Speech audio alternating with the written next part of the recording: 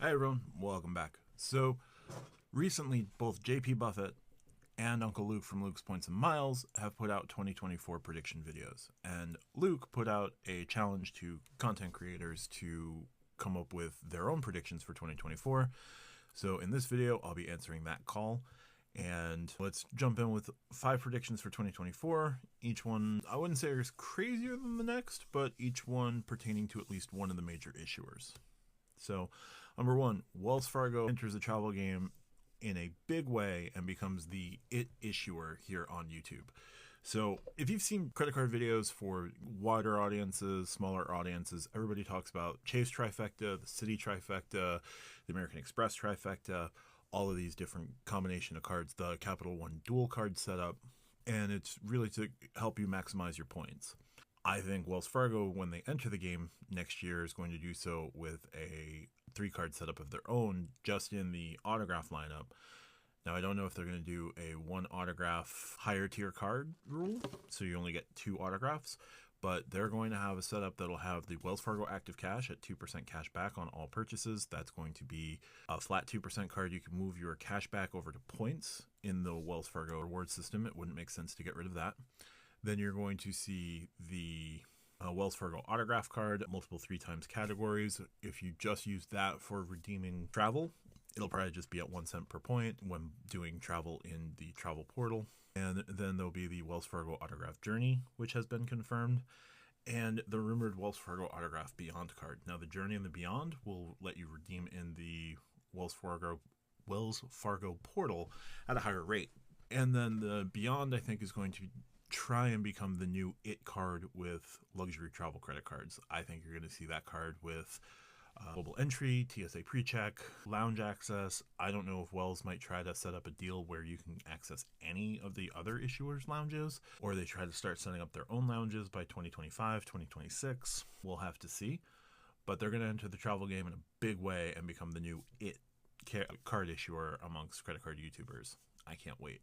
With that, number 2, Wells Fargo's changes are going to be such that Chase will have to take notice and start making small changes both at the Freedom line and some of their co-branded lines. So Chase, we already know, is working with World of Hyatt on a higher-end World of Hyatt credit card. We don't know any of the details on that card yet. Probably going to be like a $350, $450 annual fee, higher earning capabilities, Explorer status, and 10 nights starting, at least. I don't know if you're going to see TSA pre-check or global entry on that card. There's a case that you should, and it should get you into the Chase Sapphire Lounge at the very least. On the Freedom side, I think they're going to make the Freedom Unlimited a 2% card, probably get rid of everything else attached to it, just make it a flat 2 times points earner.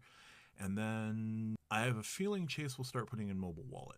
The other thing I'd like to see from Chase that isn't going to happen, but I'd like to see it, is that the Chase Freedom Flex becomes a carbon copy of the US Bank Active Cash.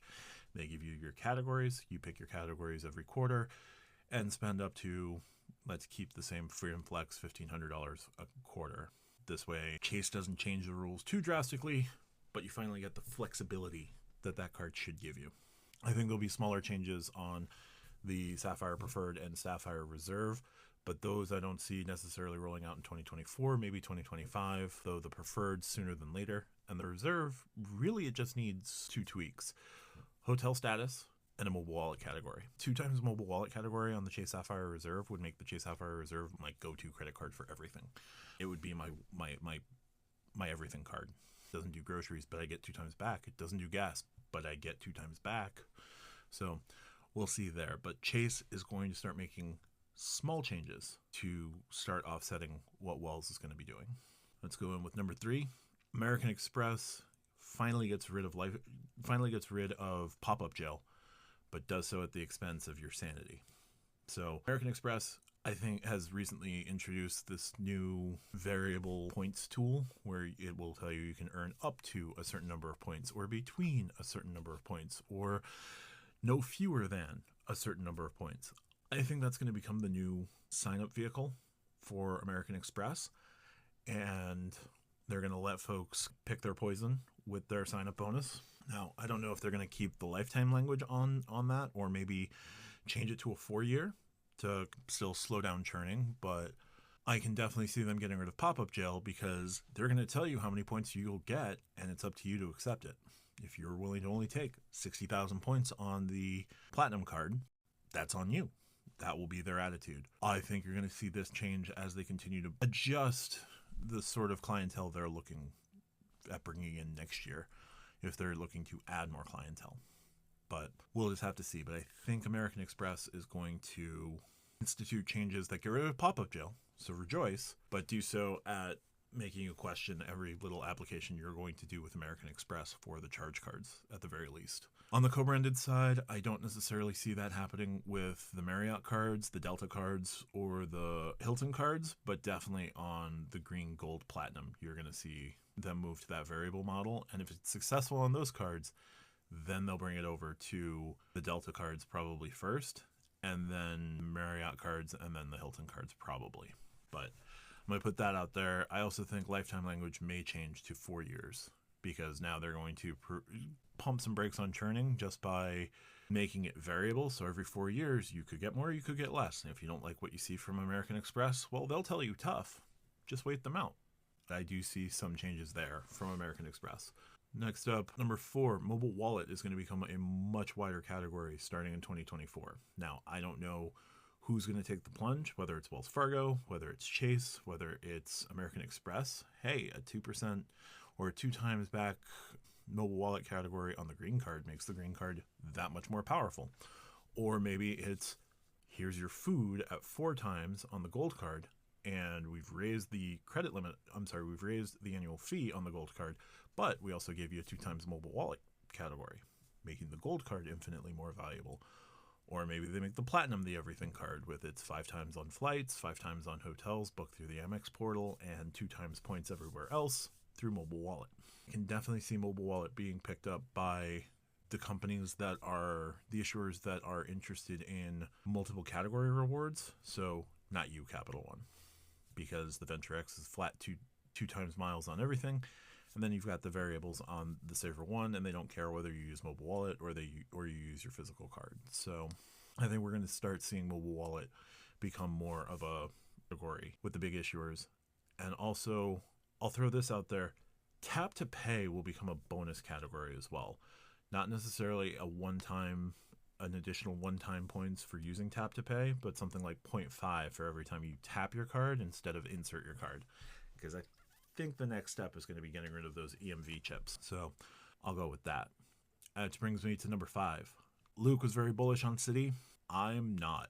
I think Citi is going to start slowly unwinding travel starting in 2024. I don't know to what extent the reorganization that happened at Citi that killed Strata is, but I think it's much worse than has been reported.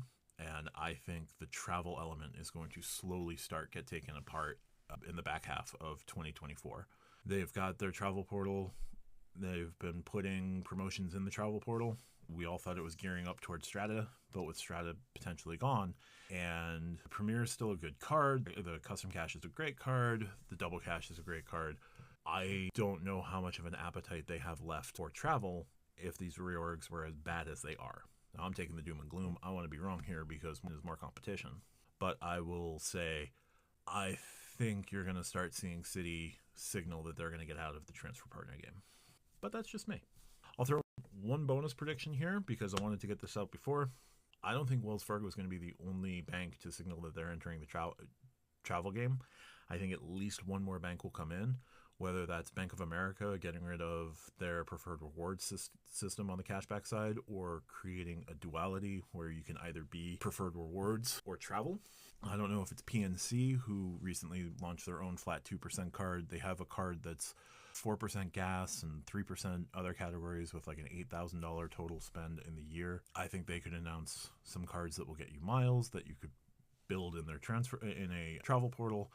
And then by 2025, 2026, they'll get into the travel game. But I think they could be a bank that could introduce the concept of travel. And then I'll throw this dart out there. Maybe US Bank just wakes up one morning and decides to be the travel powerhouse that everybody thinks they could be. So there's 5 predictions with a 6th thrown in there for good measure. Let me know in the comments which ones you think I'm right, which ones you think I'm wrong. I definitely want to be wrong about Citi. I don't think I'm too far off with the other predictions, But let me know what you think down there. Hit the like button if you like what I do. Hit subscribe to follow along as the channel is slowly growing. I'm definitely excited to see what has been happening over the last month. And hopefully this month, next month, and continuing on, we grow even faster. Thanks as always. Talk to you soon.